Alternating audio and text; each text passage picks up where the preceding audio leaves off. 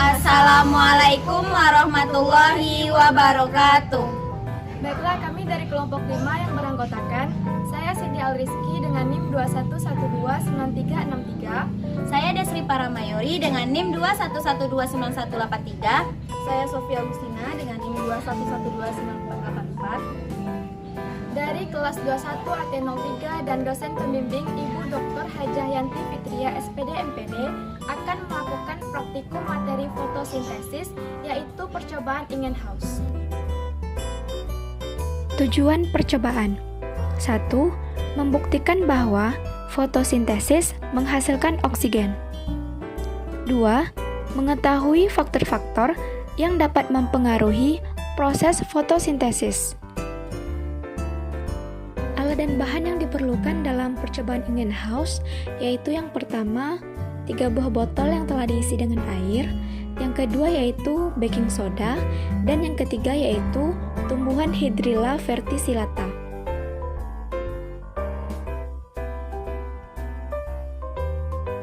Langkah kerja yang pertama yaitu masukkan baking soda ke dalam salah satu botol yang telah diisi dengan air. Langkah yang kedua, kocok botol hingga air dan baking soda tercampur. Langkah yang ketiga, masukkan tanaman Hydrilla verticillata ke dalam masing-masing botol. Langkah yang keempat yaitu taruh 2 buah botol di tempat terang yang terkena cahaya matahari langsung. Botol yang pertama yaitu botol yang diisi tanaman Hydrilla verticillata dan air yang dicampur dengan baking soda. Botol yang kedua yaitu botol yang diisi tanaman Hydrilla verticillata dengan air. Langkah yang kelima, taruh botol yang telah diisi tanaman Hydrilla verticillata dan air di tempat yang gelap dan tidak terkena cahaya matahari. Langkah yang keenam, tunggu selama kurang lebih 30 menit. Setelah 30 menit, ambil ketiga botol, lalu amati.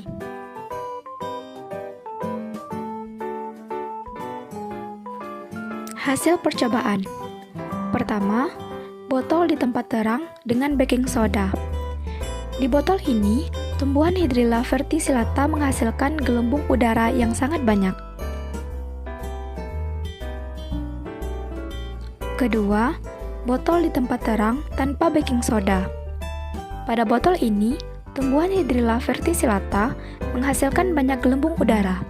Namun, tak sebanyak pada botol yang di dalamnya mengandung baking soda. Ketiga, botol di tempat gelap. Di botol ini, tumbuhan Hydrilla verticillata menghasilkan sedikit gelembung udara.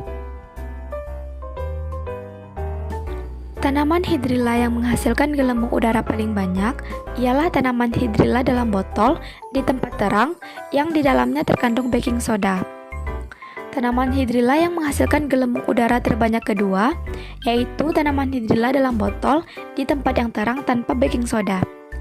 Tanaman Hydrilla yang menghasilkan gelembung udara paling sedikit yaitu tanaman Hydrilla dalam botol yang berada di tempat gelap. Kesimpulan hasil percobaan. Pertama, fotosintesis menghasilkan oksigen, ditandai dengan adanya gelembung udara yang dihasilkan oleh tanaman Hydrilla verticillata. Kedua, pemberian baking soda NaHCO3 meningkatkan kadar CO2 dalam air. Peningkatan kadar CO2 dalam proses fotosintesis menyebabkan tanaman menghasilkan lebih banyak oksigen. Ketiga, faktor yang mempengaruhi hasil fotosintesis adalah cahaya matahari dan karbon dioksida. Demikianlah hasil praktikum dari kelompok 5. Terlebih dan terkurangnya kami ucapkan mohon maaf. Sekian dan terima kasih. Wassalamualaikum warahmatullahi wabarakatuh.